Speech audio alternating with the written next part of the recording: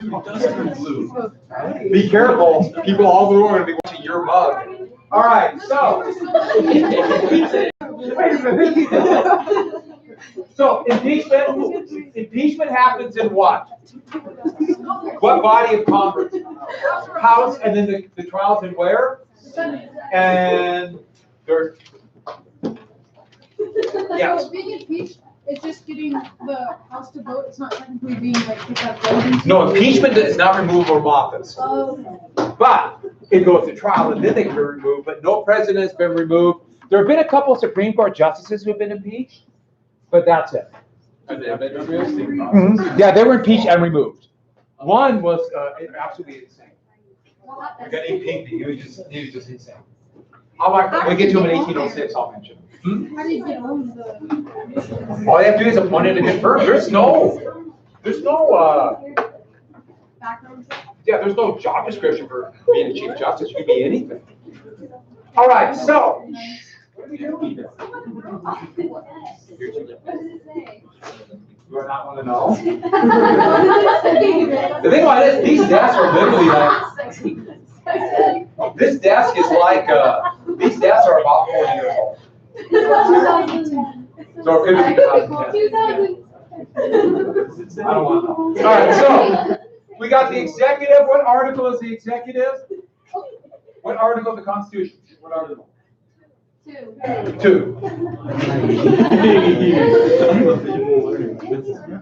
Legislative is what article? 1. And those enumerated powers. I listed all those enumerated powers. But what was the clause that said they can have powers beyond the enumerated powers? Necessary and proper clause. And that's also called what kind of clause? Implied power. Implied powers, or what's the other one? Elastic discretion. And so, for example, the reason why there are environmental laws or minimum wage or no child labor laws is because they saw that as necessary and proper for what enumerated power of Congress? They can regulate what? Interstate commerce. Yeah, that's interstate commerce. And just to review, even though Congress technically then has more power than necessary, or more can pass more laws because of the necessary and proper clause, who actually has more power?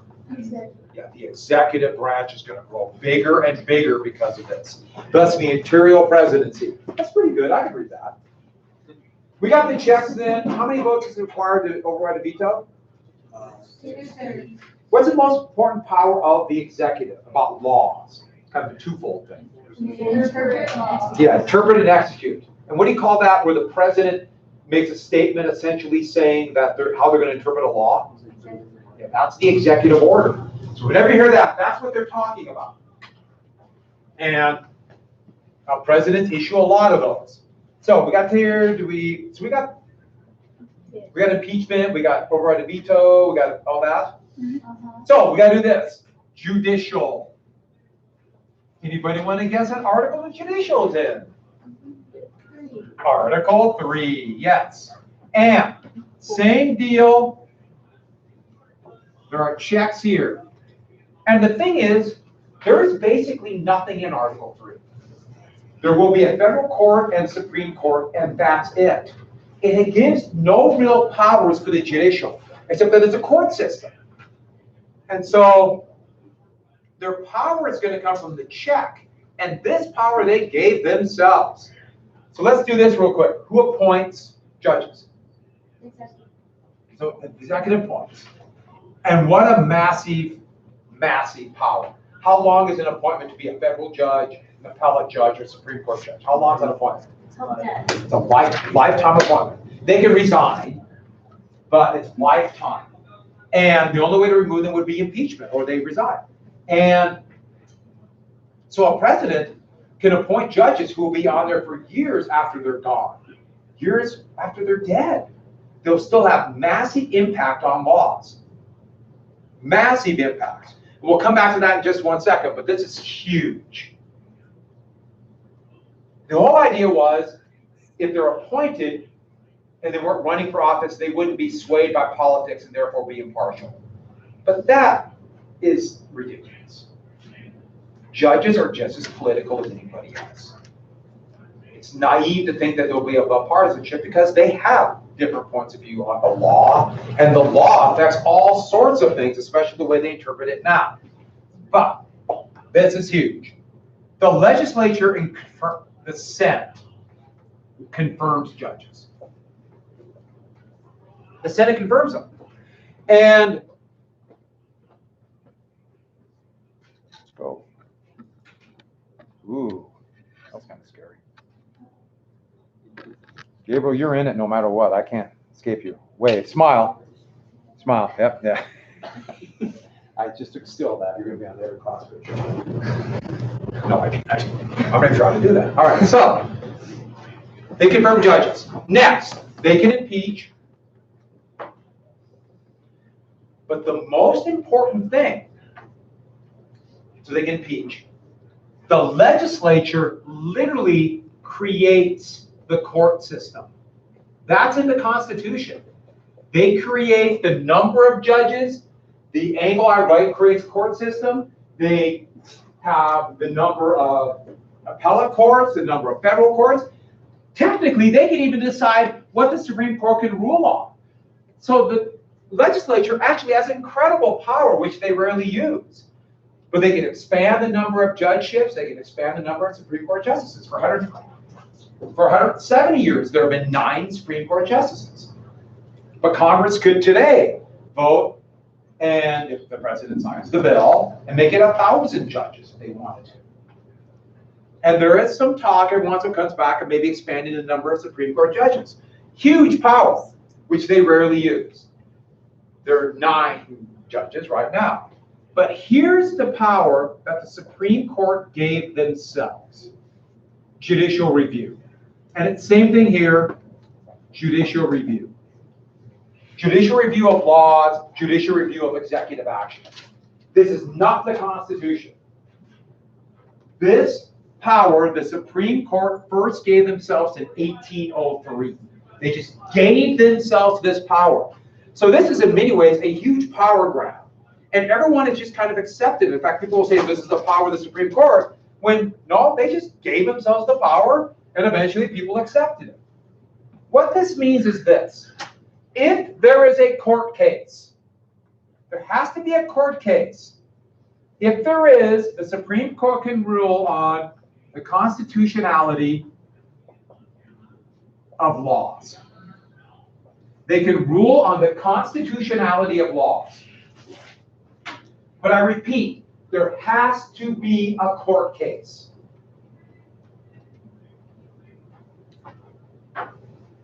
So the Supreme Court doesn't actually go through and like look at every law and decide, okay, this one's constitutional, this part's constitutional, this part isn't. No, they don't do that. Nobody does that. That does not happen unless there is a court case. Madison thought the executive would do that. Madison thought that's what the veto would be for. Madison thought the president would veto unconstitutional laws.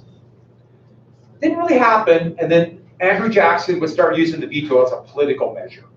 He doesn't like the law, it was on the Bank of the United States, I'm vetoing it. So, they gave themselves this power. At first it's only federal, not state, but after 1867, also state laws. But most laws are never checked for constitutionality. And without a doubt, there are hundreds, if not thousands of laws that are probably unconstitutional. But for whatever reason, no court cases wound their way up, or there's holes or gaps in the ruling, and that's the way it is. So a pretty big power grab. And so they can do that for laws and also for executive action. Most famously, Richard Nixon had taped Oval Office conversations, and he would not give up those tapes in the controversy known as Watergate, in which he would be impeached. And the Supreme Court ruled in U.S. versus Nixon that he had to release those tapes. And as soon as he realized he had to release them, he resigned. And this is going to come up in potentially, if the Democrats are aggressive, this might come up in the next week or two. Because Trump won't release a phone call? It's not, there's some of the phone call, but the big thing is right now the Secretary of State appears to know a lot of what happened and refuses to testify. This just literally just came out today. Who's the Secretary of State? A guy named Mike Pompeo. And he knows a lot and refuses. And Congress has the power to impeach him. He's got to do it. And this is going to go to the Supreme Court.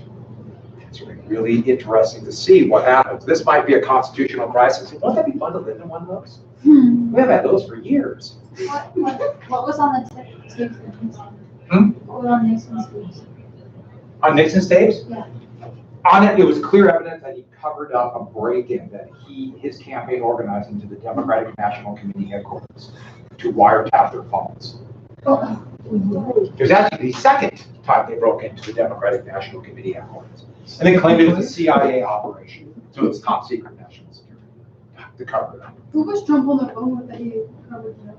Or it doesn't know? It appears as though there might be many conversations he's followed up with. He covered up, but the one that led directly to impeachment was with the president of the Ukraine. So with that, that is the basic ideas of the separation of powers. And this system of government, that's what we have. What do the countries have this system? Nobody. Nobody does this. Wait, what does it say from judicial to executive? The like 4 letters with dots over it? Yeah, that's my judicial routine. Oh. Same thing. Yeah, nobody else does this. Everyone else has a parliamentary system in some way. When the U.S. after World War II helped other countries create governments or reestablish governments, the U.S. always pushed for parliamentary systems.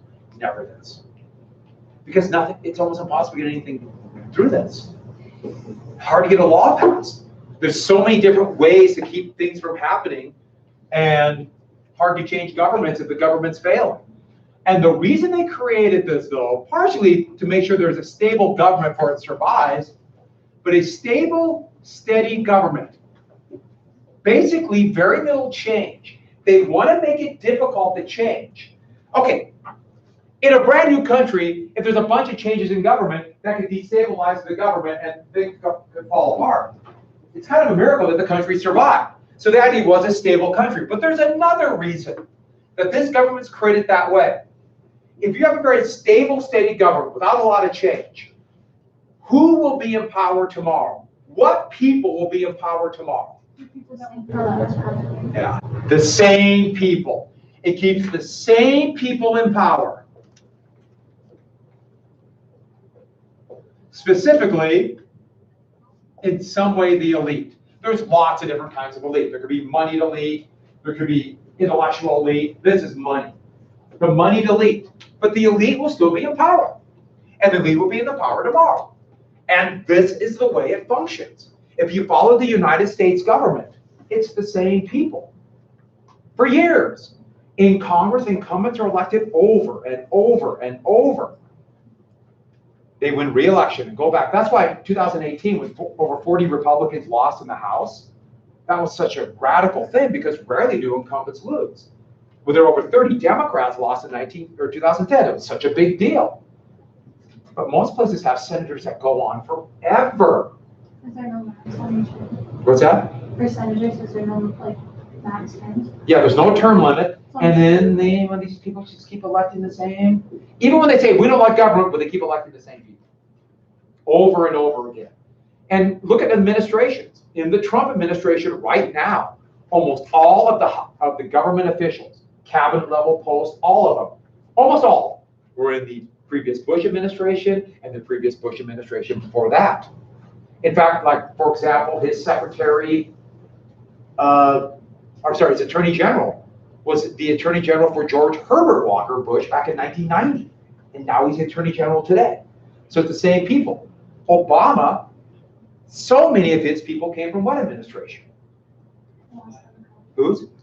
Clinton's. And Democrats, some in the House and the Senate, but they keep the same people over and over again. And when they get out of government or out of power, they become lobbyists of government. Those kind of people stay in power.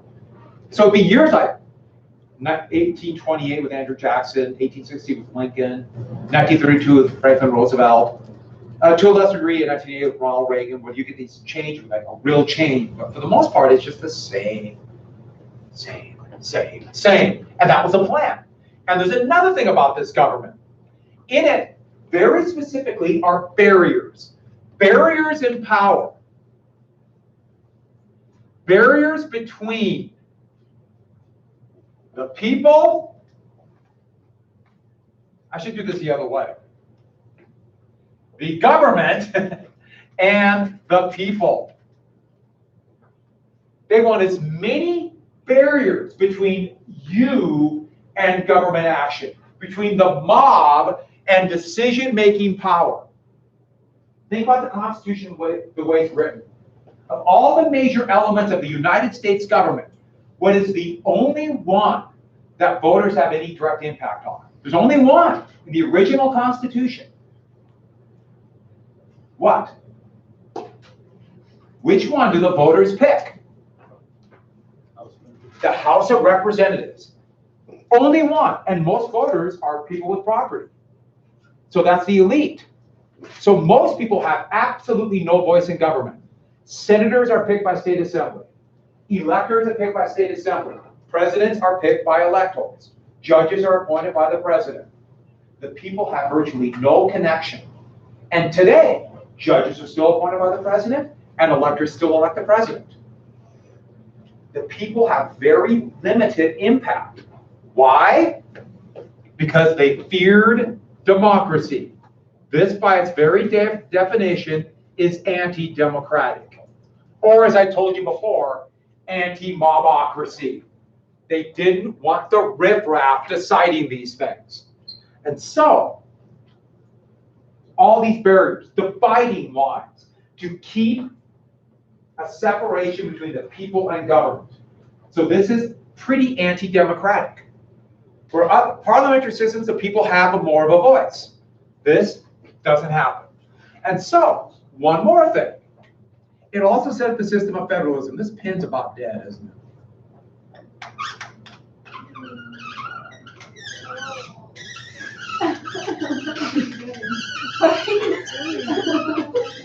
We filmed that. That was live. Why? Why? Because the camera's on. So, that's art. Federalism. And what federalism is, much like the separation of powers, there are different levels of government. And on top is the national government, and that's where you get the term federal government. It's supreme. Then down below is the state government. Federal government has certain powers, and powers the federal government doesn't have, the state has. And then local. I don't know why my pins go bad.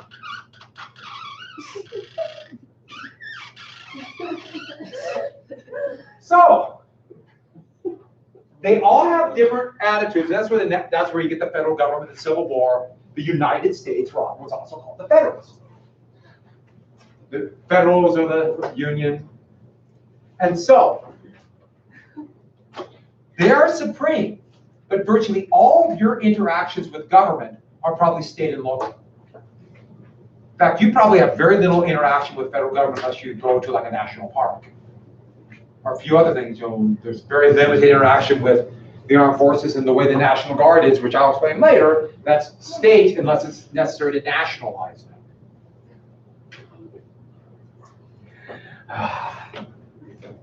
That's beautiful. You should take a picture of that. And also, they allow for amendment. They can amend the Constitution, but the amendment process, by definition, is going to be difficult. It's not all 13 like the articles, but still, to amend, an amendment must get through 2/3 of Congress, both the House and the Senate, and then 3/4 of the states. I mean, that's 38 states today. An amendment's got to get through. Either state house or state assemblies, or they can have a convention, but the conventions only happen once. They wanted to get prohibition over as quickly as possible. So they did a convention back in 1933. So it's really difficult. There will be 10 amendments. Madison proposed 12, but there'll be 10. And then we haven't had, very rarely have amendments. The last amendment to the Constitution was ratified in 1993. And it was originally written by Madison back in 1789. And that's when it became, it's about taxation. I'll get to it tomorrow when I talk about the Bill of Rights. But it's difficult to amend. And then the last thing, which is actually kind of funny, they said only 9 states. The Articles of Confederation required 13 states to ratify it, to change it, I'm sorry. And this, only 9 to make it the law of the land. So basically, they're just making up rules as they go. Why? Because they can. They're just making up rules. But the big thing is, sure, they need 9. In reality, they need 13, but they need 3 states. It comes right down to it. Virginia, Pennsylvania, and New York. The 3 biggest, most populous states in the middle. Pennsylvania would actually ratify fairly fast, but Virginia and New York would be a fight. And thus we're coming up to the ratification battle. And I have a picture to show you with that. By the way, with the ratification battle, I know sometimes I'll call this a rat battle. This is nothing to do with rat fighting. You know what rat fighting is?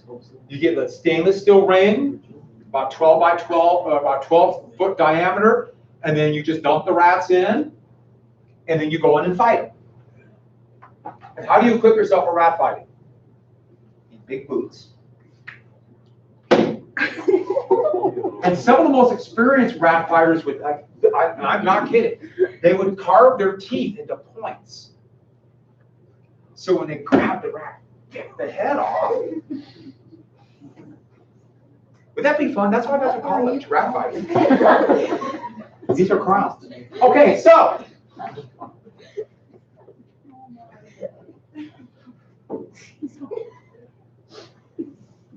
That actually was big sport. That was a big sport in the 1800s. Rat fight. Yeah, yeah. Have a big ring, but they just stomp and bite. It's either you or them. That's how they go play. That's how they go play. So this is a ratification battle, and I put this cartoon because this is this is a pro-constitution cartoon. Here are the Federalists looking into the sun, the Anti-Federalists looking into the storms. And it's supposed to be farmers and agrarian and rural folk against city and urban interests. And let's just say, I'm not going to fully explain what's going on right here, but there's a lot of cartoons with that theme in this era, and I find that very amusing. I'll let you kind of figure it out on your own. If you can't figure it out, I ask. Ask your health teacher. Okay, so the ratification battle. The ratification battle, the Federalists, they wanted the Constitution, the federal government. Now, this has nothing to do with the future party, the Federalists. I'm sorry. Washington and Hamilton, John Adams, not Sam, Madison, these are some of the Federalists. There's more. You got to take and choose.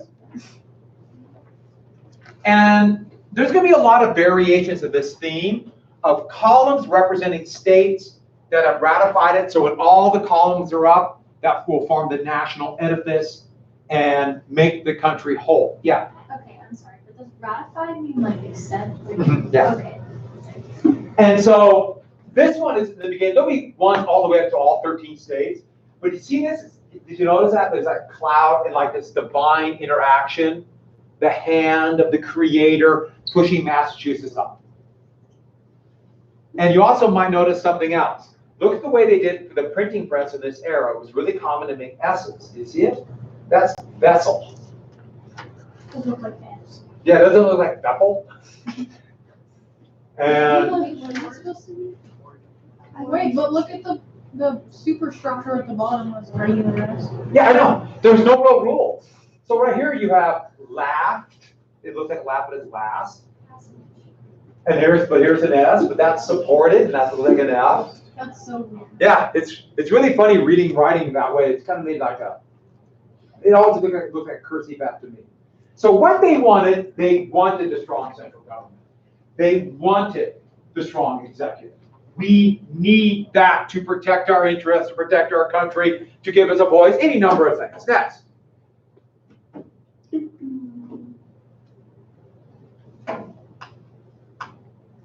They wanted the regulation of commerce and the control of foreign affairs.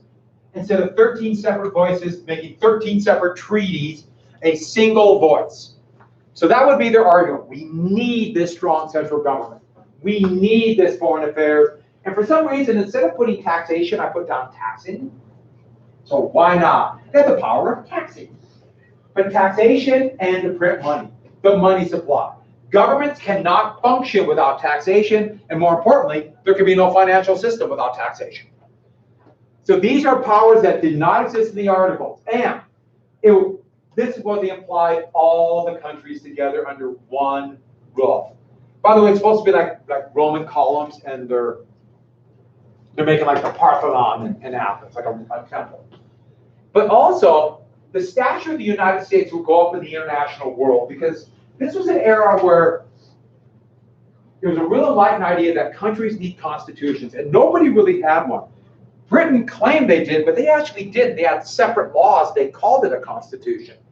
So this would give the United States a certain aura about them, which, yes, it would, along with the Declaration of Independence. The United States could have a constitution, other places should, like Germany or Italy. And then government of a better sort.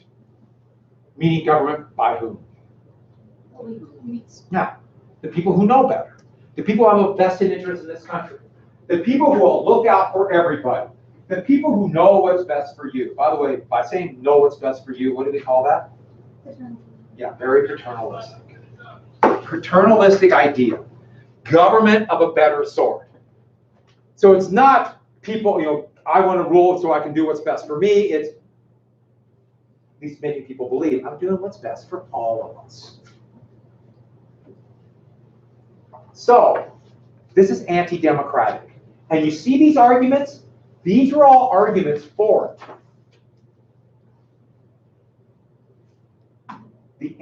Almost forgot. Now, like Madison and Hamilton had bitter disagreements. And Hamilton and John Adams despised each other. But they can be allied here because they have one goal: get the Constitution ratified. Our other disagreements don't matter. The only thing that matters is get that Constitution. The Anti-Federalists, they have a bunch of different reasons. They might not all agree, and they're going to be disunified by its very nature. The Anti-Federalists are against it. Patrick Henry here is giving its famous saying, "I know not what course others will take, but for me, give me liberty or give me death." He's talking about the Stamp Act. But I just put that in there because I kind of like that. And Sam Adams from the Sons of Liberty. George Mason is one of the authors of the Constitution, a lot of influence. He's also considered the father of the Bill of Rights. We'll get there in a second. I didn't put Jefferson. In typical Jefferson fashion, he straddled the fence. He was for and against it. He was a mugwump. And so with that, you know what a mugwump is? Anyone know? Mugwump. There's a fence, and your mug's on one side, and your wump's on the other. Mugwump. 18th and 19th century humor. So, they feared the strong central government. They feared the strong executive. And when I put states, state power will go down if the central government gets more power. So it's also, we might lose our influence in states. They feared that. Now, you'll see people today, all the time, will say that the Constitution was written to have a weak central government. So they're actually taking the argument of the anti-federalists. No, everybody knew that the Constitution was for a strong central government. But today, if people don't like something in government, they'll say the founders didn't want this. But that's simply not true. And then they wanted the rule by they were scared of this rule by elite. They were scared of this. They didn't want democracy, but they wanted more democracy. They wanted the people to have more power. So this really did represent the debtors and the poor. They made up the anti-federalists. But by definition, they don't have a lot of influence. Dual taxation. They were worried that state and federal government could tax.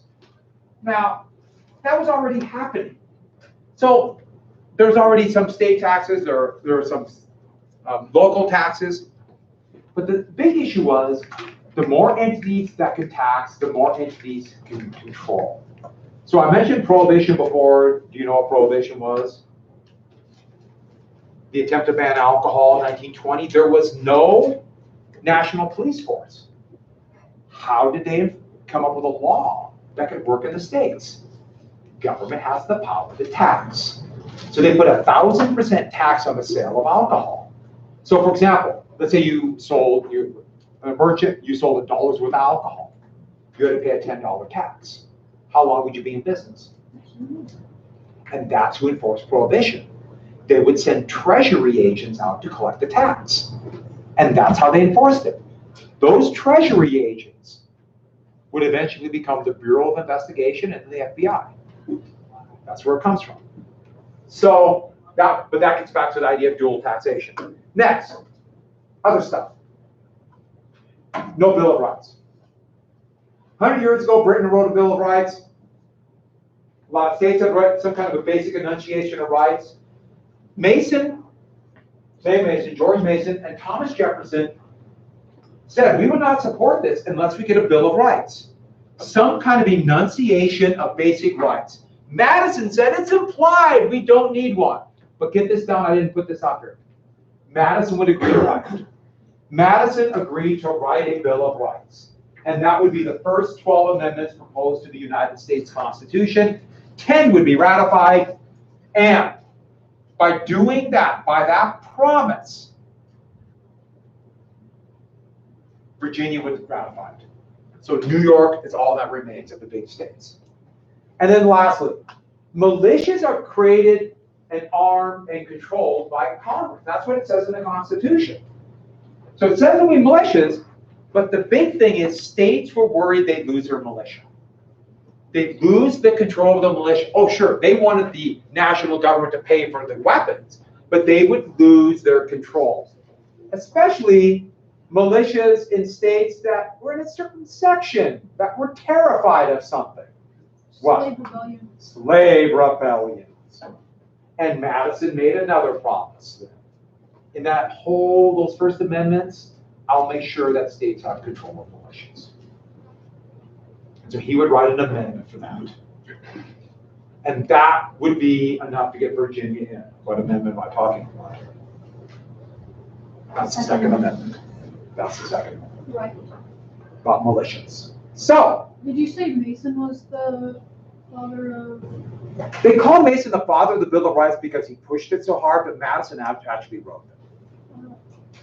So, the Federalist Papers then would be in New York. And that would be propaganda to get the Constitution ratified in that last big state. Madison would write most of them. Then Hamilton wrote a number. Madison would write under the pseudonym Publius, which is a Roman senator, Roman Republic.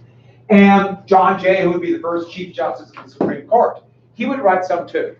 And they aren't writing, or necessarily writing, what they think the Constitution will do. They're writing this to convince other people, other elites in New York that have the vote on this to support the Constitution. They are writing in this what they think the elite of New York want to hear. So Madison might have believed some of the things in Federalist Number 10. He might have believed all of them, hoping for it. But this is still propaganda. This is still them trying to say, hey, this is a great, Constitution's great. See, we'll make sure the things that you're most scared of won't happen. Trust us. Trust us. So when people go back and they do this all the time, now that we have impeachment, they're looking back at the Federalist Papers now, talking about this. But this was propaganda. This wasn't necessarily what they believed, and by no means was it a document describing what kind of government they wanted. But we still have to read Federalist Number 10. So everybody write down Federalist Number 10. I collected it, and I just wanted to start it really quick because I want to shut the light off. And make sure you have the documents tomorrow, or the document. It says at the very top of Federalist Number 10. Now remember, Madison is playing on people's fears. So he is saying, the utility of the Union as a safeguard against domestic faction and insurrection. That's what it says. Domestic faction and insurrection. So he's implying that faction and insurrection go hand in hand. So this will safeguard the country from faction. What's a faction? A division of people based upon differing views on something, right?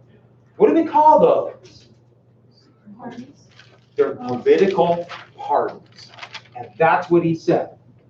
He said, this will protect us from political parties. There'll be no political parties. This government will keep that pernicious influence out. I just love saying pernicious. So, quick finishes tomorrow. Now I'm going to hear about Vietnam. My class did interviews of people. So actually, this is kind of cool. I was enjoying it. From Vietnam? They're going to talk to people who had some direct or indirect role in Vietnam. So they interviewed family members and things like that. It's really cool. I like when they do this.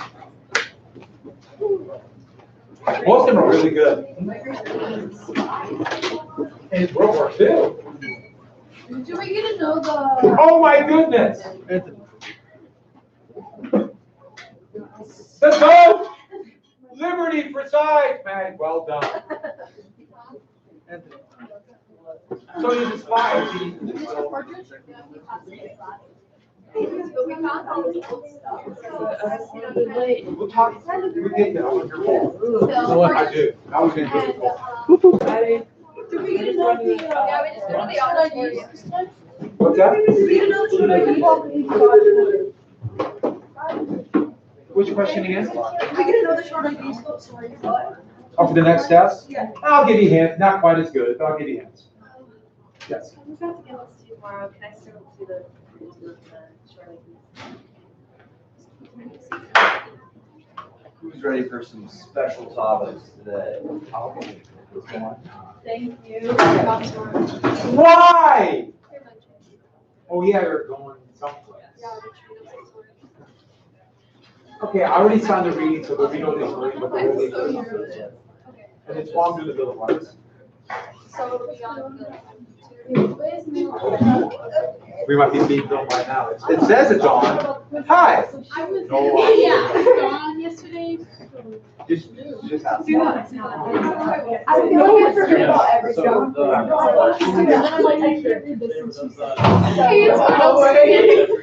Yeah. Oh. You get it. I got it. I got it. Hey. Oh, you're just bugging him? Well, that's okay. I have no problem with that. Back here. Get out a piece of paper. I got to give you a phone now. Watch. All right.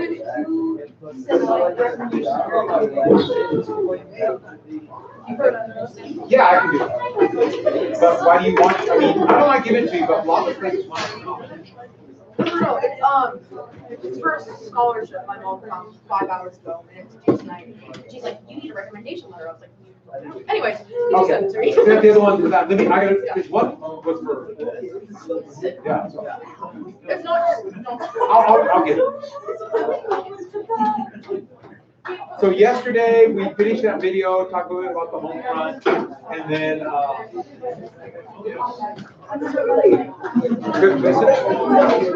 reading of the fourth part of Vietnamization. I did.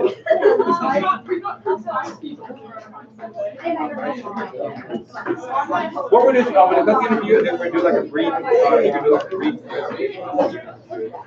No. Are you doing this one? Well, we're doing the quiz right now.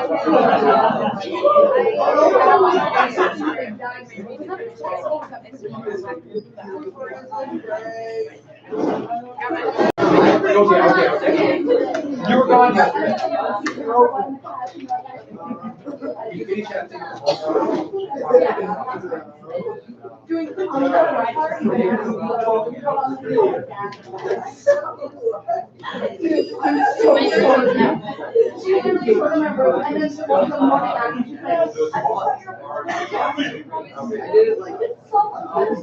That means all the quiz, half sheet of paper, number 1 to 6. Oh, so phone number. His name is Lori Soon. My son was playing in algebra. Anyone who And he, where's their? I gotta look at my- I should have wrote this down. I took Ryan. Oh, so it's always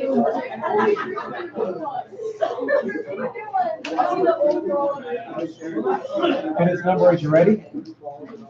465-2366. So just say, you're in Mr. Partridge's special topics class. And he knows, I told him your name, if you remember. And just say, he'll do the interview, and he's a really good guy. Don't tell him I said that, but he is a really good guy. I get the folder too.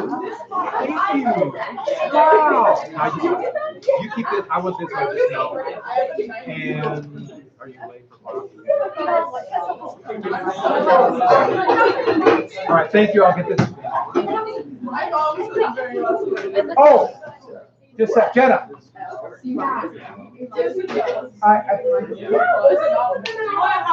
Oh, no, I didn't type your period in, you're fine. No. I was saying without change. Hot sheet of paper, number 126. And some might not apply. He was involved. In fact, he came to the United States to be in the war, but he didn't actually go and decide not to. He's from Canada. And he's really, really interesting guy. All right, here we go. Number 1.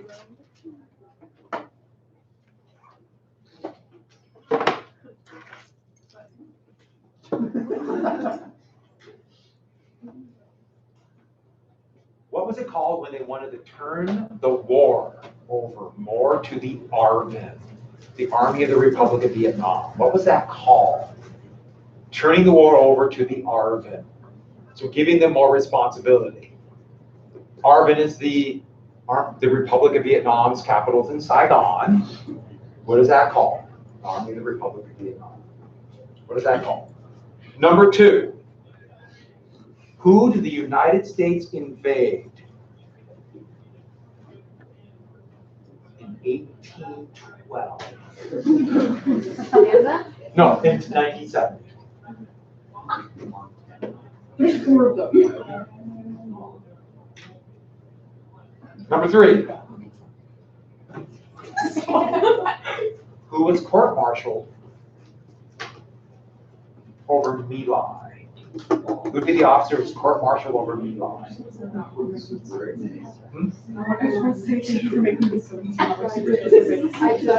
Number 4. In the 4th paragraph. No. Fifth. Yeah. Is that specific enough? Number 4. Who negotiated for the United States for the Paris Peace Talks? He was the National Security Advisor. Can we just put like? Dr. Strangelove is loosely based upon him. Was this Nixon's secretary? Yeah. Can we just put last name? Huh? What if we put first name? You can put the last name, but it has to be the correct one. And this is the one where we actually got peace, right? Will I repeat that? Peace. Who negotiated for the United States in Paris Peace Talks? What if it's just? He was Nixon's National Security Advisor. If you just have the first name? Yeah. You just have a first name. Number 5.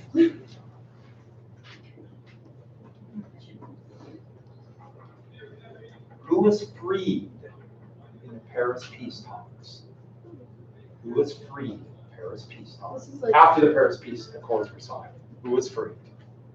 Gender. What group of people were freed?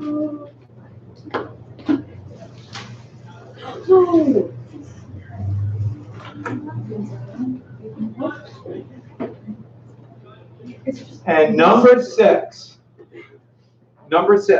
who was the president of South Vietnam who turned down the original Paris Peace Accords in 72, but later would kind of be forced to accept it. Can we just have last name? Last name's fine. Okay. It's going to be a different last name in number 4. Dang. I was like, I'm recommending this for the first time. Would you like a bonus question? Yes. I don't trust myself. Please and thank you. Who was Lyndon Johnson's vice president? Oh.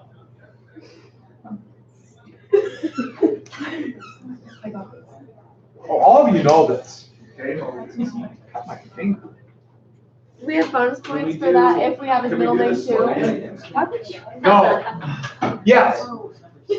Number 6.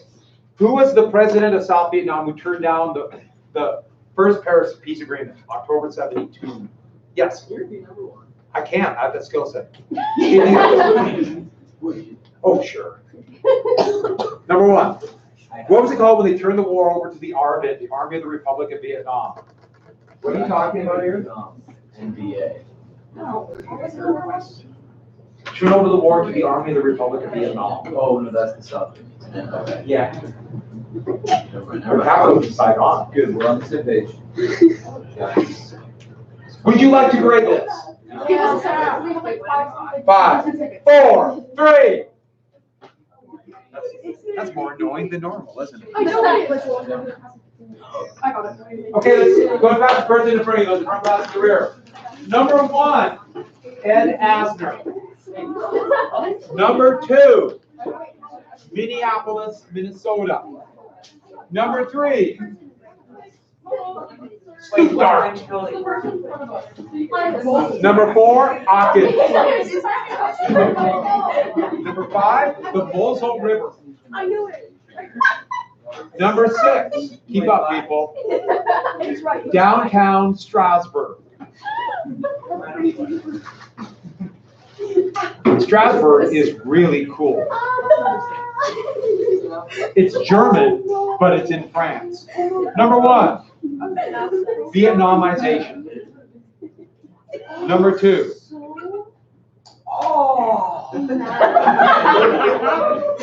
Which happened to be the title of the That's how I remember it. yeah, the entire. Number 2, the United States invaded Cambodia. Number 3, Lieutenant William Calley. If you put down Calley, you're okay. What if they say K-E-L-L? Kelly? Let me see. I'm really bad at spelling.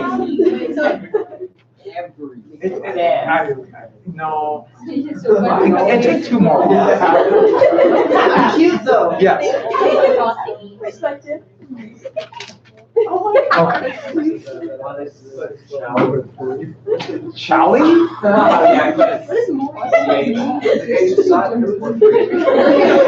Let me look at that one. All right, here we go. Number 4. Henry Kissinger. Number 5. POWs. The If they say U.S. soldiers, does it And, U.S. soldiers? has to be sent them up in prisoners. Has to have prison, if they put down prisoners of war, prisoners held in North Vietnam, something like that. Number 6, who turned down the Paris Peace Accords, and that is the President Thieu. Thiew. Okay. Bonus question.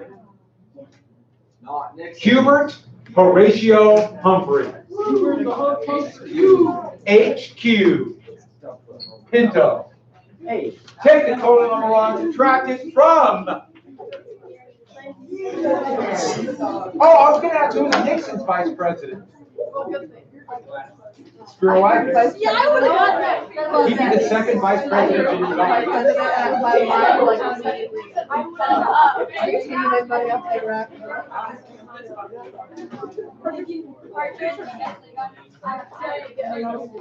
This way. All right, so tournament. All right, we are going to start. Take out your presentations. Not your presentation. I'm sorry, your interviews. And what I wanted is the questions and then the answer. If you have anything else to add, we'll, if they get quick run. Run what? Run. Everyone run. Yeah, that's perfectly fine. Time for run, whatever. My questions are over here. Like the answers. You're gonna make it hard for me to grade. Sorry, there's not a lot of space in All right. the answers. Big dog. So what I want everyone to do is this. Go ahead and take out the part you have to turn in, and then like I said, you're gonna do a little presentation. And you'll think about we know obviously not every question is going to be that interesting. The ones that you learned something you thought was most interesting, but another thing, like I said yesterday, this is going to be something that they thought was really interesting. There's something probably wanted you to know. And that's what I want you to say. Okay, if they didn't, that's fine. But I bet there's something they really started hammering on. Who only talked about Woodstock? Mine. Yeah. I didn't even get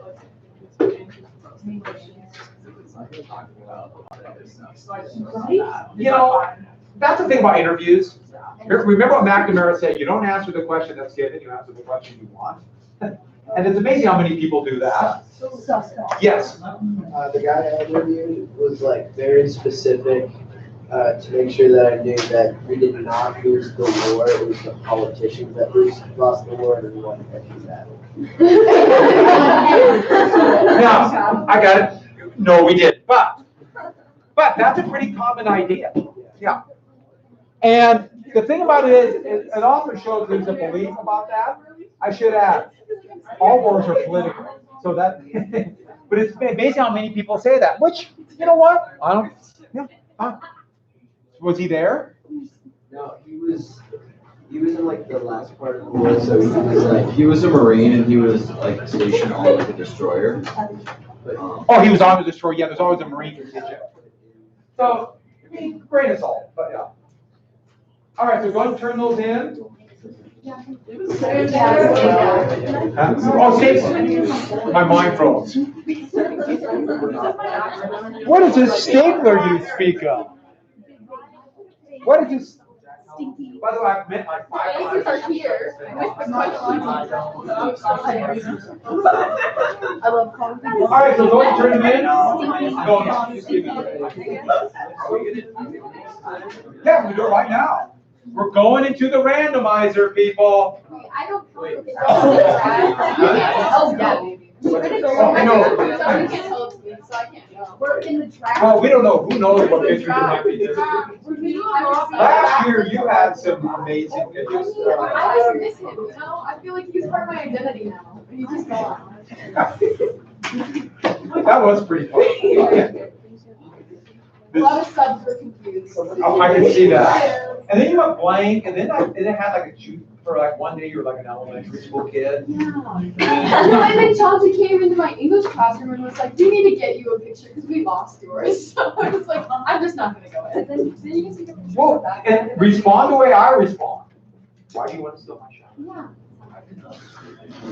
Turn these in. Yes. Can I do that presentation tomorrow since I have stuff? Yeah, just remind me. So if the randomizer comes up, you just have to do wall sits. Wait.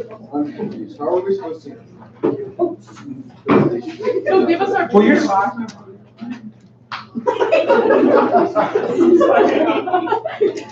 All right. This is why for studying on and F. They're all complaining about their. No, like. We'll get a paperclip. Okay. Who needed a stapler? Which path is on? All right, here we go. We're going into the randomized. Oh, I guess I need the projector on.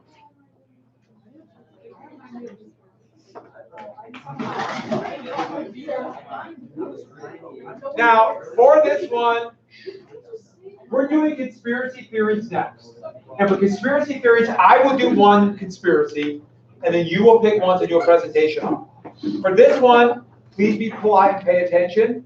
And everything else is not have anything on your desk and that kind of thing, so you're paying attention. But for future presentations, I will take notes.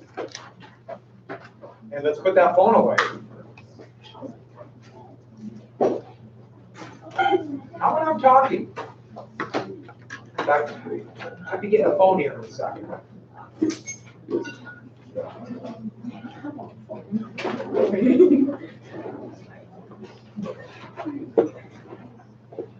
So with that,